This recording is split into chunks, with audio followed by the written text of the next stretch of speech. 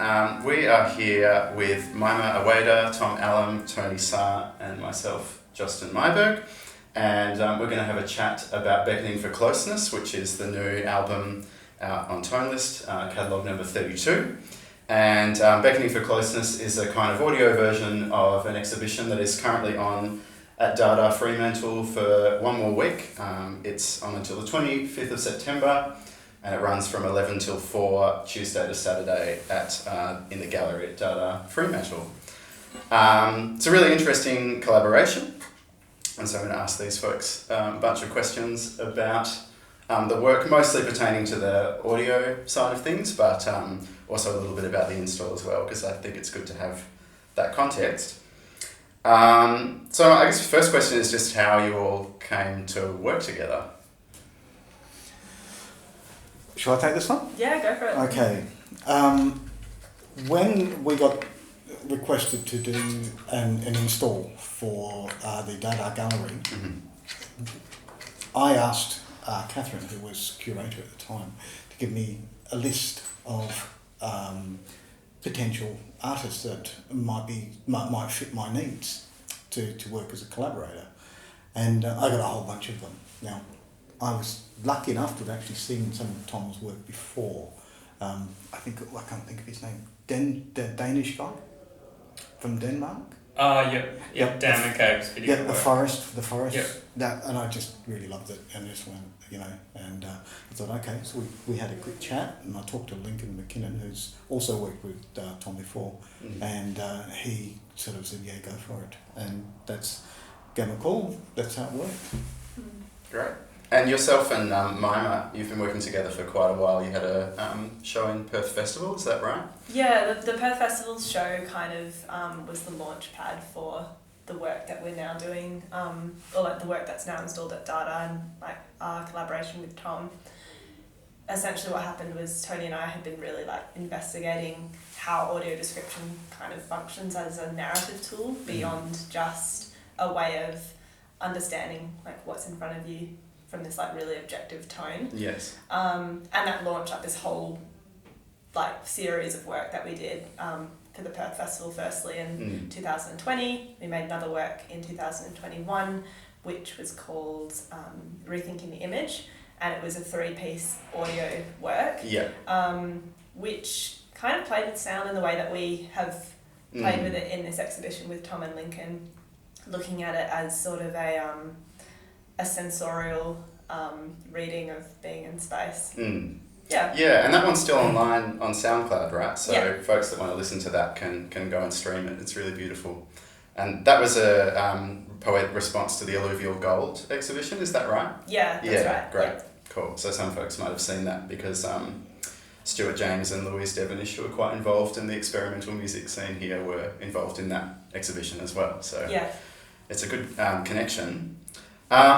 I guess I wanted to ask, and this is kind of riffing off the audio description thing, is that in the description, well, I guess Tonelist we describe ourselves as an exploratory music label, but I noticed in the description of the exhibition and also in the album, the word music is never used as a noun. It does appear as an adjective once, musical, but it sort of hints that these audio works are... they maybe themselves are kind of functioning as audio descriptions or as sculptures or as objects or something like that. So I wanted to ask how you actually see these audio works. Are they music or are they something else? Yeah, that's a really good question. I think this is kind of a big part of the work that I do with sound design, and like I've studied sound as a topic, and I've always sort of been involved in areas that relate to music and sort of relate to film, but sound as a standalone medium is often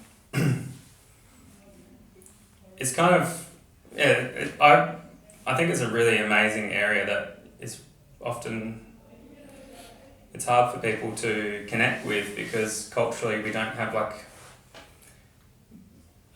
many practices that encourage us to actively listen.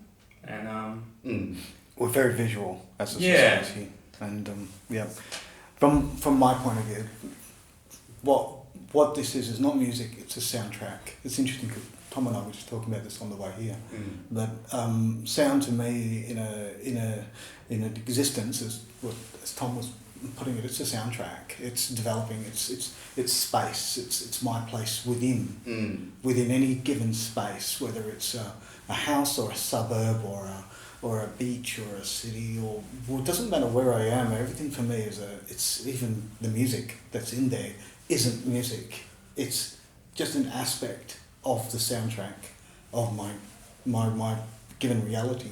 Given that I can't see, I need to understand where everything is and the mood of the place, and so yeah, that's how I'm seeing it. I feel like as well, like when we developed the concept, Tony, and like approached Tom to like bolster it with the sound aspect, the way that we approached you as well was like we weren't using that language, terming it as music, because I think kind of like what you said, I think that term in itself sort of locks you into a particular convention. People are expecting a certain way of listening. Yeah, a particular way of listening, a particular like feeling even that you're meant to take away from it.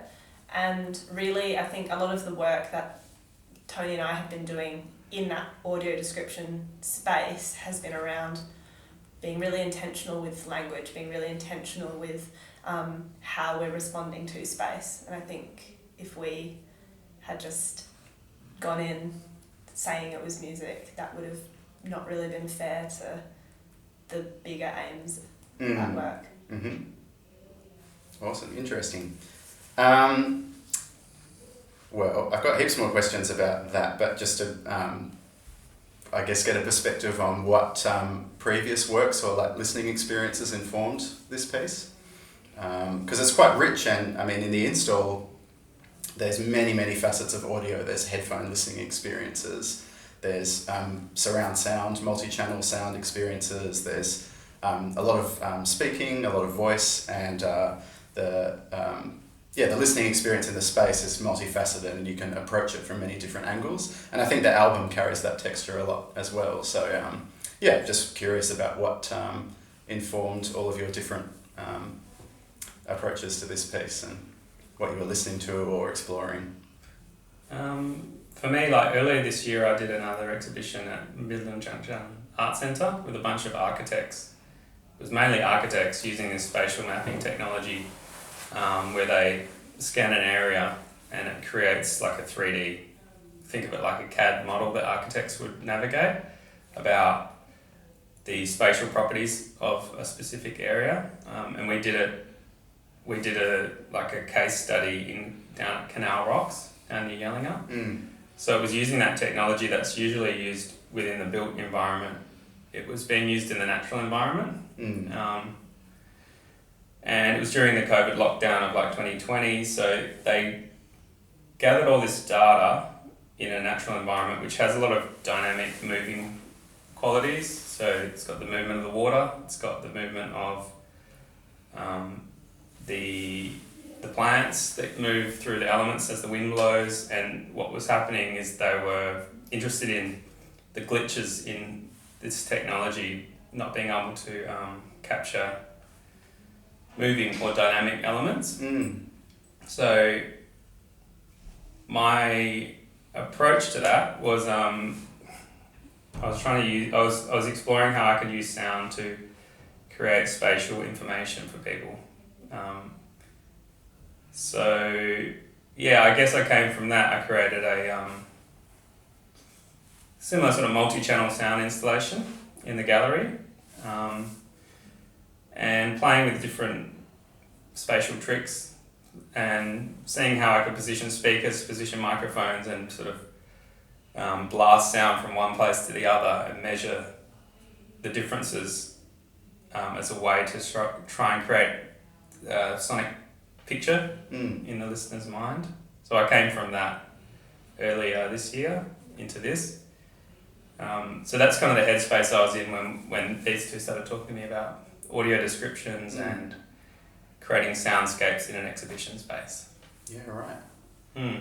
And Tony and Mayma, when you approached Tom, it really sounds like both of you had quite an influence on the kinds of sound environments that are in the piece, and of course your voices appear throughout the work. So did you have any kind of cues for Tom, or what kind of discussions sort of shaped the final work? For me, it was, I think, Tom was very open to sort of, I think he was very open to my perspective as someone who relies upon sound and learning the differences between sort of what we good sound and bad sound. What might we necessarily have expectations of being just sound that you might ignore, as opposed to a sound that's really that you're drawn to as an audio person, and looking at it. I mean, for Tom, it was about looking at it differently and taking a sound that he might not normally look at or listen to, and actually try to utilize it and look at it differently as something that is important within the lived experience of sound. So for me, I think we had that conversation, Tom, didn't we? Where we just where you were just looking at it and going, I never thought to use that. Yeah. We went on a field recording exercise, three of us. We went walking around town, and I've done lots of field recordings in the past, so I was sort of drawn to specific things I thought might be interesting, like using a hydrophone in the Fremantle port, or playing with contact mics on like resonating bodies. But what we found is we spent a lot more time at things that I thought were actually going to be quite boring sonically. And it took me a while to zone in on how Tony was interacting with, it was that statue that... the bronze. Yeah, the bronze. That's such a beautiful recording. Yeah, and it was just because he's like, what are you doing? And I'm like, I'm listening to the space. I'm like, there's a big space in there. There's so much going on. You just tap it. And because of all the directions and the angles and the shape, it just moves. Right. It means absolutely. That's great. You know what I like about it actually is, I'm just going to touch it really lightly. I stopped touching it ages ago, but it ricochets for a really long time. You give it a go to touch it and then stop. Oh, that is... And now it's just start. Can you hear that? Yeah. This...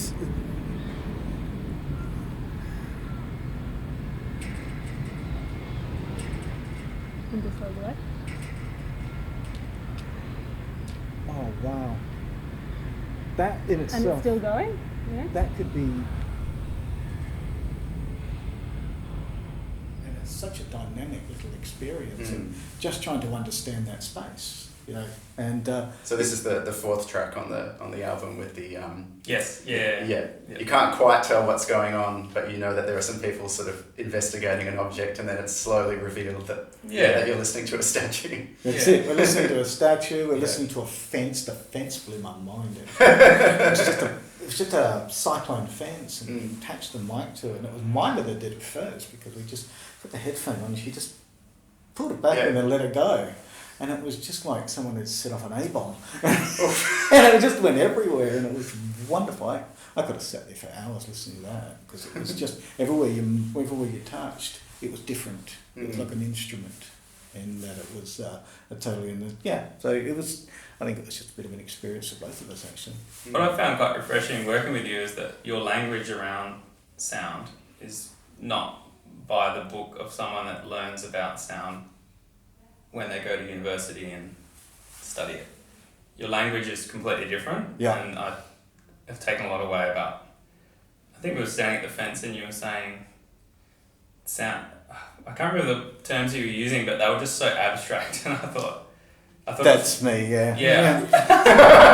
I studied film, for God's sake. They were more about like mental pictures, like the mental pictures that these sounds were drawing for you, rather than the texture or the characteristics of the sound. Oh no, it's a different technical. It was looking more almost visual way of the way I see sound or hear sound is almost it's a visual experience, because that's how I construct my world.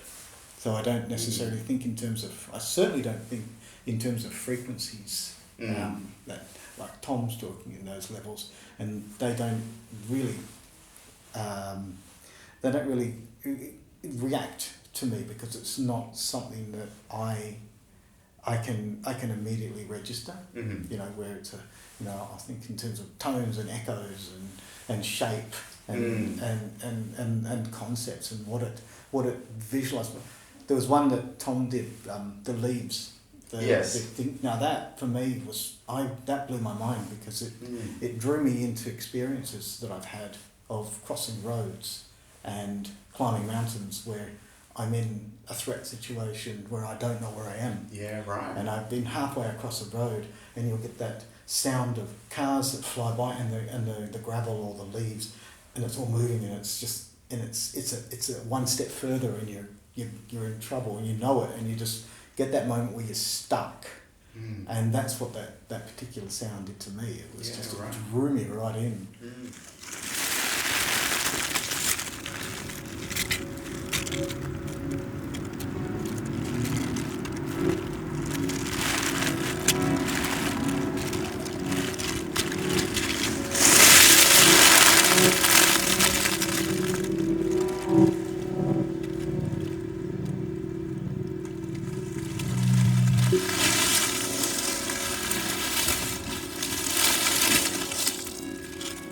Again, it's all about interpretation, but I have no idea where you got that from again. You know what caused that, but it had nothing to do with what I heard. Yeah, I guess that's the cool thing about listening is it's very personal and it's very in the present.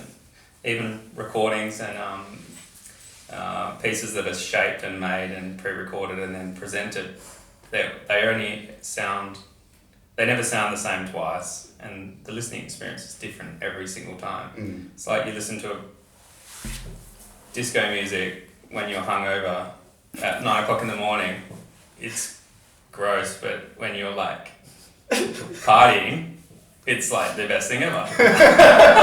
Showing your age then, mate. And it's the exact same thing. No, disco's back. Disco Don't is worry. If it ever everything. left. Life is disco.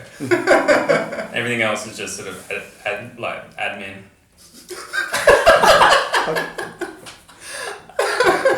It's true. Are you feeling young there, Mayma? Oh my gosh. But yeah, my experience with that leaves one was I was walking to and from my studio each day, and it was simply the seasons were changing, the leaves were drying out, and it's just something that I noticed. Yeah. It's a very everyday. Yes. You know, it's not it's called dry leaves soundscape. It's just like it's not an exciting, crazy creative idea, but it's literally just drawing attention to something that's there, and the musical accompaniment is part of that. It's that sensory experience, But the tactile sensory experience of hearing. Well, that tactile thing I was going to ask about as well, because that touch is obviously so important to the installation, and your little monologue, Tony, about that is included on the album. Yeah. And there's obviously the little objects, the objects that you've moulded together. Was that you and Mayma and Tony together? Yeah. Yeah. So I suppose that idea of like tactile sound, I'm just curious about how you understand that and how that was weaved in to the install, because I guess the leaves, that's kind of that really evokes that feeling of stepping or crunching or rustling, but I wonder what other dimensions of tactility are kind of laced throughout the piece. Do you want to talk about the exhibition? Me or Mayma? Yeah. Go for a moment, it's your turn to talk. Okay. Well, I feel like kind of folding back into what you were asking before around like how did our experiences, I guess, of sound like inform what happened. I feel like Tony and I have been working together well before this project, and while a lot of the work that we do is try and conceptualize like exhibitions and projects, a lot of the work that we do doesn't look like work either. It's often us like walking around in spaces and like talking and basically just like coming to understand one another's perspectives. And I think a very big part of like how I have come to this work and brought some of that knowledge in has been like not only as like a colleague of Tony's and as a friend, but as a guide or as a support. So when Tony and I guess, move around space together, I'm constantly having to sort of be aware of, okay, Tony, his body language has shifted, he's stopped, he's noticing sound or something in the space that I haven't like paid attention to. And that becomes a conversation where I go, oh, that's the roadworks that you're hearing around the corner, or that's the whatever. Where if I was on my own, that experience would just be very likely me just bustling through one space to another. So I feel like all those kinds of like little moments of tension that we have where it's clear that we're having a different experience and we're needing to like cross that distance and compare. That's kind of like what's informed the sound work. And I think in terms of like the tactility, it's kind of similar. Like when Tony and I work together, it's the same kind of thing. Sometimes I'll see him sort of touching something and I'll go, oh, you know, you're touching of this or you're touching of that, and that becomes another point of conversation. So I think things like the objects, for example, were quite a big part of both the sound and the like tactile, like the overall sensory experience of the work, because it was just this medium that was so infinitely malleable. And it gave us such infinite conversation and like moments of tension to compare that it felt like a really natural thing to include in that sound work.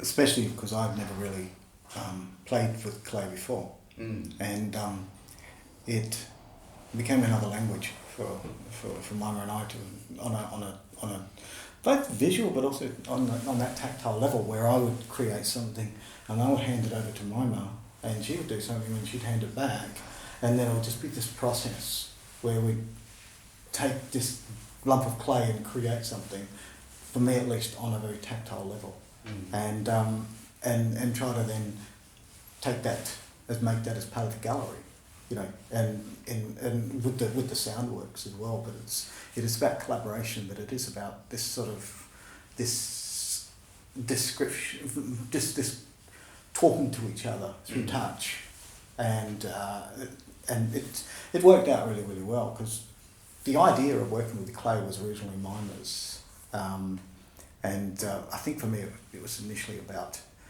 just using it as a medium for discussion. We can sit down, we can talk, play the clay, and talk about our ideas for the exhibition, and it just sort of became this integral part of how we talk to each other and making it a part of the actual exhibition. Because at least for me, I don't know if you had it in your mind from the very, very beginning that you wanted to use the clay works, but for me it was more about just getting me started in terms of thinking about ideas for the project. I think the more we worked on it though as well, the more that it was very obvious that like that process of handing something back to the other person and onwards, and us having like these infinite moments of tension and infinite moments of like discussion and malleability kind of also became around. There were several moments in that process where we both really needed to rely on one another and like trust one another's I guess choices. Like an example being that, you know, when I'm guiding Tony around in a space, there's a lot of trust that happens in that space where, sure, on like a basic level, there's the trust that I'm taking us from one point to another.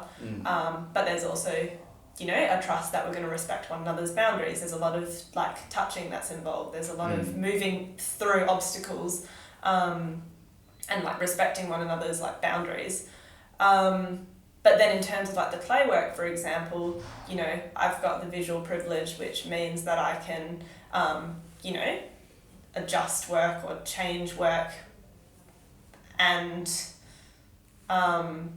Tony's input to it might not necessarily it might be difficult for me to, I guess, reconcile it in the way that I want something to like look visually. Sure, yeah. So there was, a lot of, I guess, moments where that relationship of trust, I think, felt very obvious in the clay work too. So it's just another nice dimension to add to that. Yeah, there's some funny moments when Mum was like, "This is ugly," and I'm holding it and I'm saying, "This is great," because it just tactilely felt really, really good. And she's going, "I don't want that." I ended up doing, "It'll be fine.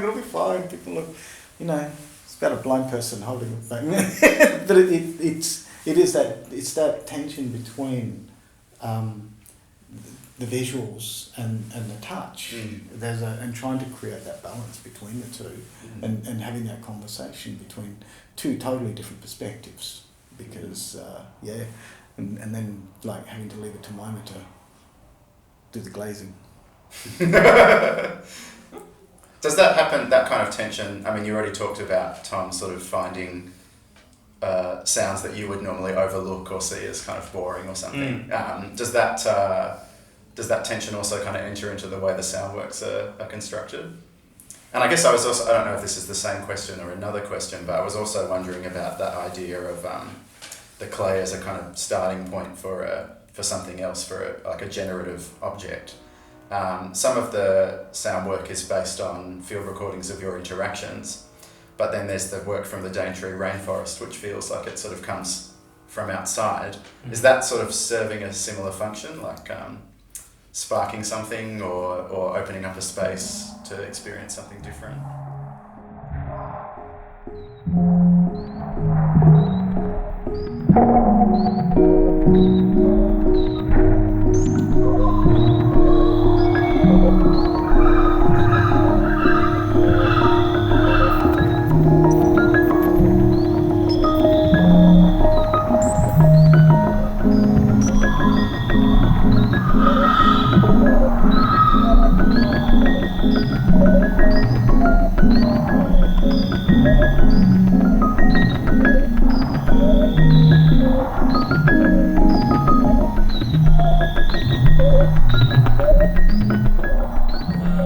That was Tom going rogue.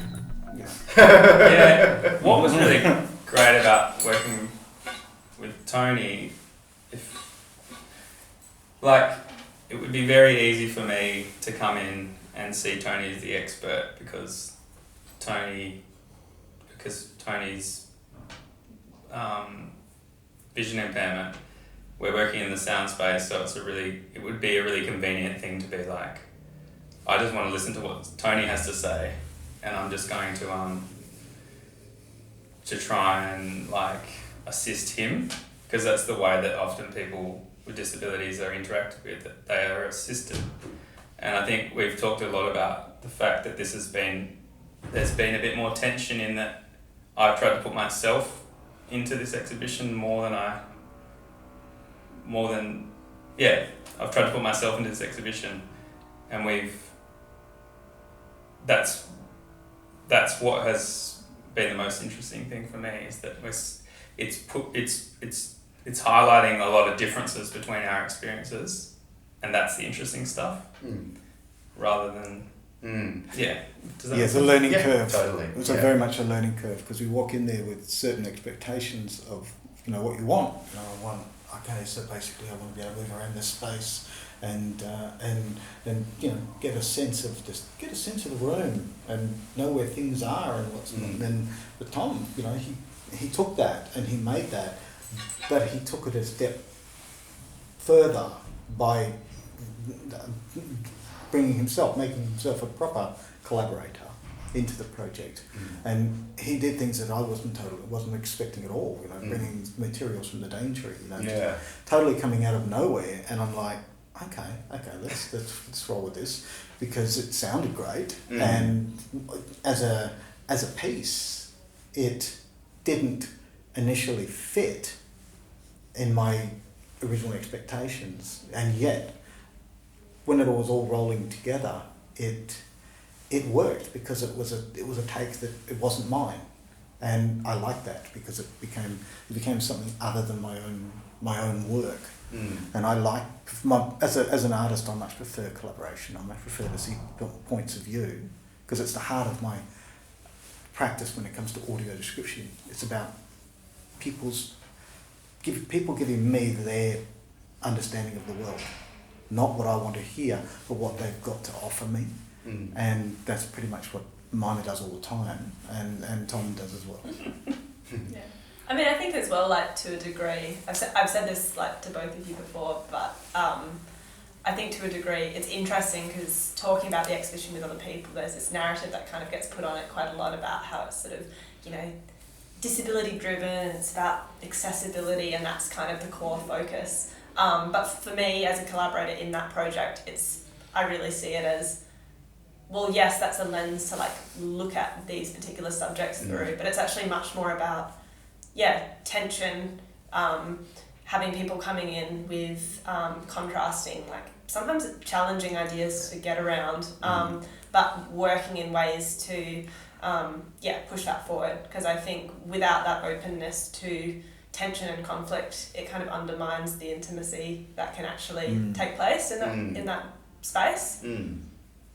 The piece really feels like a journey as well. It feels like that collective kind of growth through all the conversations that have been had and through all the processes that have been undergone. So, it sort of feels like you're accessing multiple times at once when you walk in through the space, different parts of that journey and sharing space and all that kind of thing. I think the headphones in particular were sort of like trying to demonstrate those, like, sort of little vignettes. There's not really one consistent narrative around, like, that experience of tension and, like, discomfort. There's multiple moments and it evolves, it's constantly happening. And especially, like, when you bring in new people, the potential for that to expand is, like, endless. We've only got a little bit more time left, so I've got one more question I was curious about.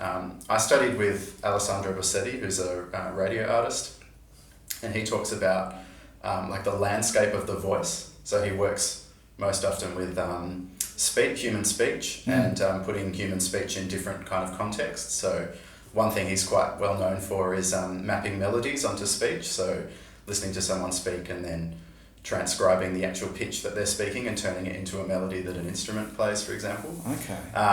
It sort of feels like the voice, the idea came to me because there's your voice that appears unedited, basically, in the second track.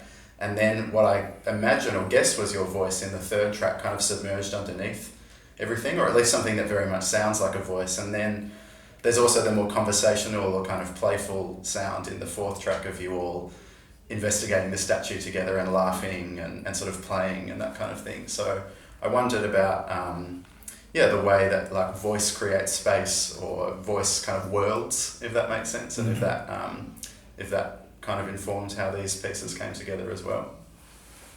Good question, that one.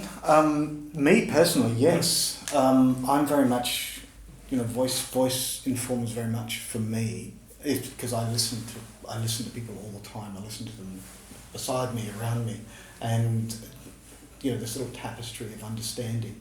And for myself as a voice artist as well, trying to sort of give something of myself through voice, but not just in a voiceover, but playing with it in different modalities.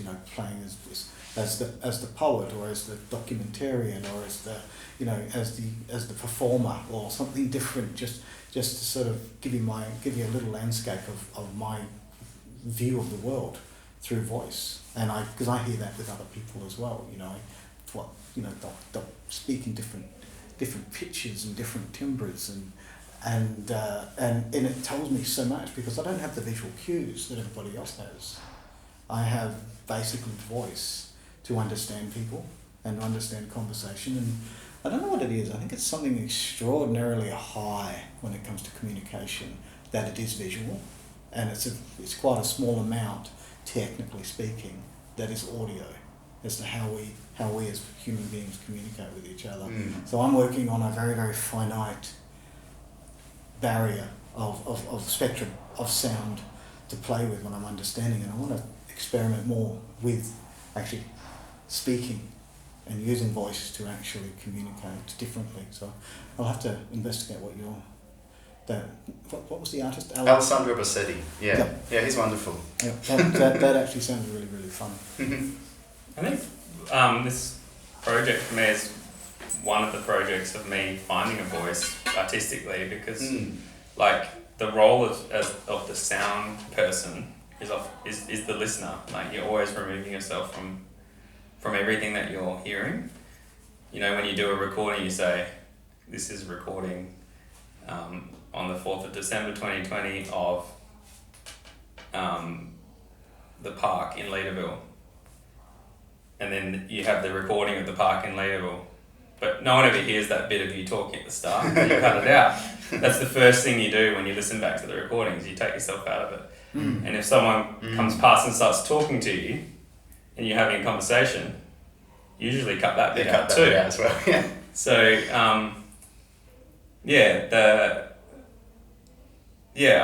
and just you're talking about mapping speech to melody.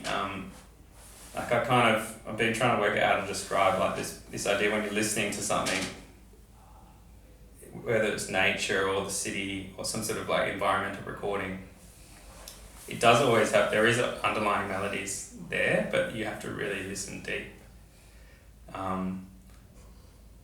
There's always a hum, and there's always things that come in and out of it, and it sort of all glues together into a sort of broad melody that if you have like the mindful state when you're listening, or maybe you have some like audio tools that you can play with to sort of draw things out and remove some of the noise, you start to hear those melodies that are there.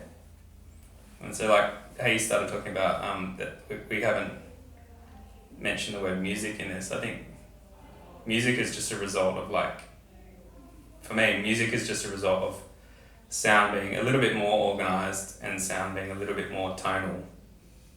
But it always starts with sound. Yeah. In a kind of raw state. Yeah. Yeah. Music is all based on codes and conventions. It's a lot more restrictive compared to what you can do with just raw sound. At least from my thinking. It's not to say music isn't expansive. It's just that it's based on very, very, the bars. They're there for a reason. And you don't have those rules when you're just dealing with pure sound. It's whatever you want to do with it. Because you still got... Okay, fine. Any Mayma? I just petered right out there. Help. I don't know if I have anything to add. I guess sort of what you were saying before, Tony, around I think voice is it can kind of be this portal that demonstrates how people in different scenarios are performing. Based on, I guess, as well, what the conventions and expectations for people to perform in those different spaces are. But because I guess our work is so involved with what the energy of the space is like, I think it makes sense to us to explore how voice can introduce those energies as well, whether it's that we're entering that sort of state of play with the statue, or whether we're explaining something quite objectively, or trying to be objective. I think that gives a perspective of what performances you're entering, and also how you're responding to the space, how you're internalizing what that space gives you, and I guess filtering out what your role in it is. So I think it's definitely part of that energy that we're trying to explore. Yeah, awesome. Great. Is there anything you wanted to say or mention that I didn't that we didn't get to speak about here, or? No, you did well. I think so. No. Pretty much covered all the ground there. Great. Well, thanks for chatting, and Thanks for coming. yeah, toneless.com.au, you can listen to the brand new audio work by these folks, and Lincoln McKinnon also involved. Yep. And check out the install while it's still on. See you soon.